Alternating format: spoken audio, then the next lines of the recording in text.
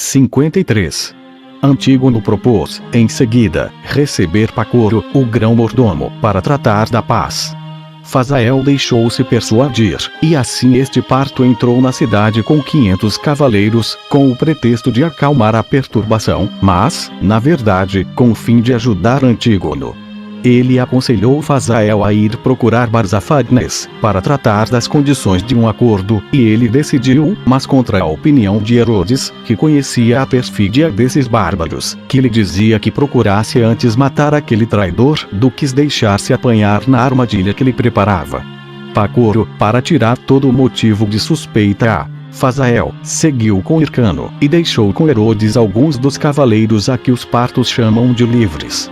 Quando chegaram a Galileia, os governadores das praças vieram armados à sua presença, e Barzaphatnes, para ocultar a traição, recebeu-os com muita cortesia e deu-lhes mesmo alguns presentes. Mas ele colocou soldados de emboscada no caminho por onde eles deviam passar, depois de o terem deixado.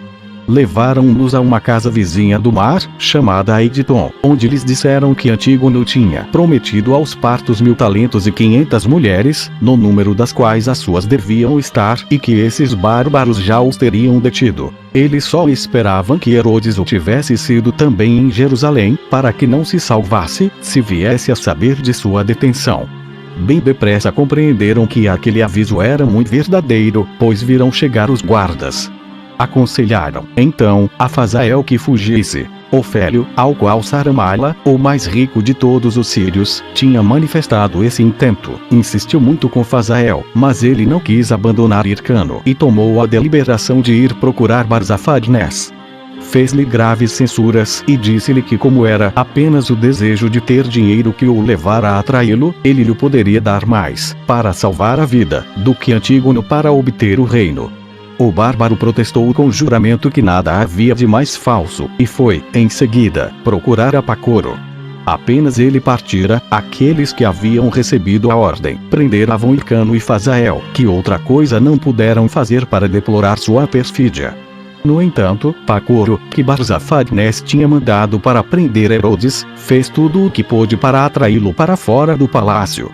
Mas como ele desconfiava sempre dos partos, e não duvidava de que as cartas que Fazael lhe tinha escrito para avisá-lo da traição tinham sido interceptadas, não quis sair do palácio, embora Pacoro tudo tivesse feito para persuadi-lo a ir encontrar-se com os que as traziam, pois ele já sabia que Fazael estava preso, e a mãe de Mariana, que era filha de Hircano, e mulher de inteligência, tinha-lhe rogado que não confiasse naqueles pérfidos, dos quais ele não podia desconhecer os maus intentos.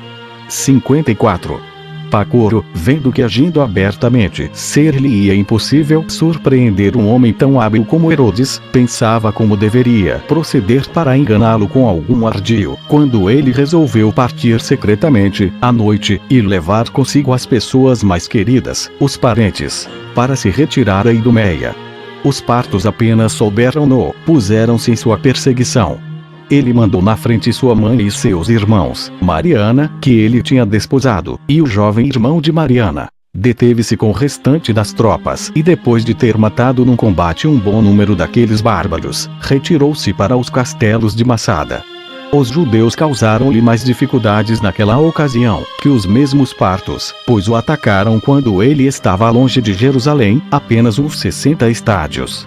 O combate foi longo, mas Herodes obteve ainda a vitória. Muitos dos inimigos morreram no campo de batalha e, para perpetuar a memória deste feito, ele mandou construir naquele mesmo lugar um soberbo palácio e um castelo fortificado a que deu seu nome, chamando-o de Herodion. Suas tropas aumentaram naquele retiro e quando ele chegou a Tersa, na Idumeia, José, seu irmão, veio encontrá-lo, e o aconselhou a mandar a outra parte uma porção daqueles que o haviam seguido, mais de 9.000 pessoas, porque Massada não era bastante grande para alojá-los. Herodes aprovou essa sugestão e mandou todos os inúteis para a Idumeia, com víveres. Deixou seus parentes em Massada, com as pessoas necessárias para servi-los e 800 soldados providos de tudo o de que viessem a precisar, para sustentar um cerco. Tomou, em seguida, o caminho de Petra, capital da Arábia. 55.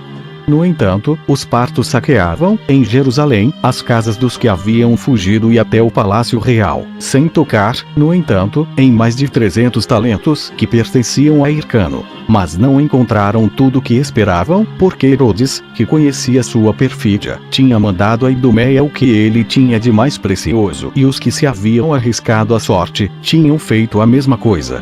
Esses bárbaros não se contentaram de saquear a cidade, devastaram também os campos, destruíram Marisa, e não somente fizeram Antígono rei, mas entregaram-lhe Hircano e Fazael, acorrentados.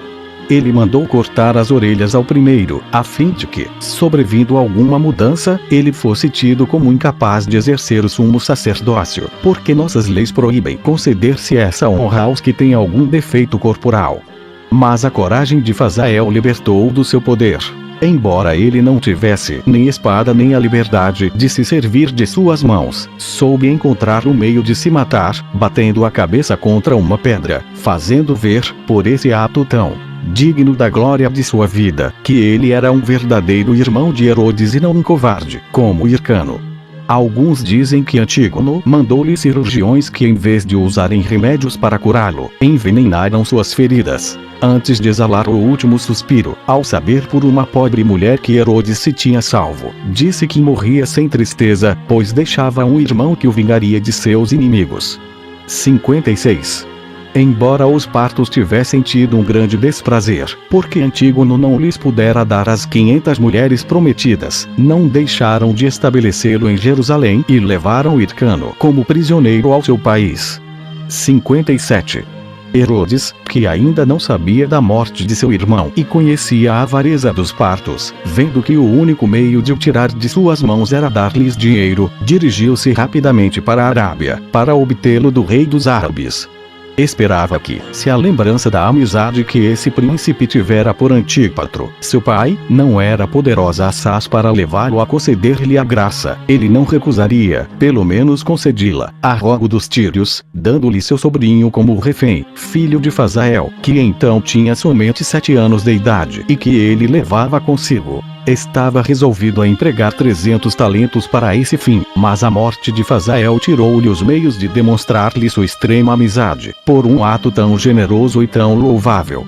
No entanto, os fatos não corresponderam ao que ele devia esperar dos árabes. Malse, seu rei, ordenou-lhe que saísse imediatamente de seus territórios, tomando por pretexto que os partos o obrigavam a assim fazer.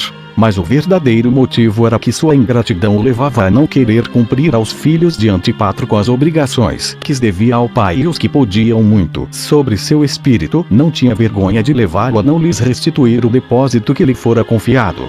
Herodes, vendo que aquilo que lhe deveria ter conquistado o afeto dos árabes, ao contrário, os havia tornado inimigos, respondeu que seu ressentimento lhe sugeriu, marchou para o Egito e chegou à tarde a um templo, onde tinha deixado vários dos que o acompanhavam. No dia seguinte dirigiu-se a Rinossura, onde soube da morte de Fazael.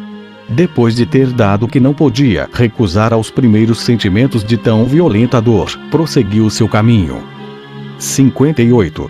No entanto, este rei dos árabes arrependeu-se, mas muito tarde, por tê-lo tratado tão indignamente, e mandou sem demora alguém dizer-lhe que voltasse, mas não puderam alcançá-lo, tão rapidamente ele havia caminhado, para se dirigir a Pelusa. Lá chegando, uns marinheiros que iam a Alexandria recusaram-se recebê-lo em seu navio. Ele dirigiu-se aos magistrados. O respeito por sua condição e pela sua pessoa fê-lo obter tudo o que desejava deles. A rainha Cleópatra recebeu em Alexandria, com toda espécie de honras, na esperança de que ele aceitaria o comando de um exército que ela preparava para executar um grande plano, mas ele desculpou-se. Não obstante o rigor do inverno e as perturbações que agitavam a Itália, resolveu continuar sua viagem para Roma. Assim, embarcou, tomou o rumo da Panfilha e, depois de ter sido acossado por uma terrível tempestade, que os obrigou a lançar ao mar uma grande quantidade de tudo o que havia no navio, chegou por fim a Rhodes, que a guerra contra Cássio tinha destruído quase completamente.